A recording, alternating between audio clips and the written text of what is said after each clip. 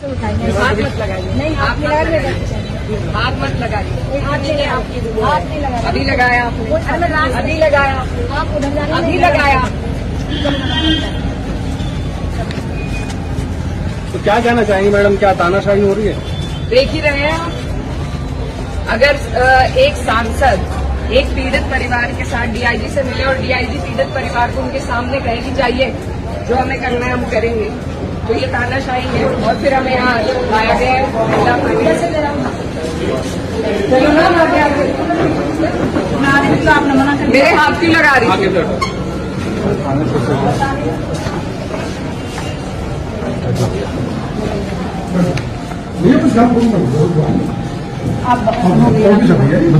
अब आप इसमें नहीं, अगर आप लोग वीडियो बनाएंगे हमारे लिए बनेंगे, नहीं हमें नहीं बना मैडम, ये तो बनाएंगे।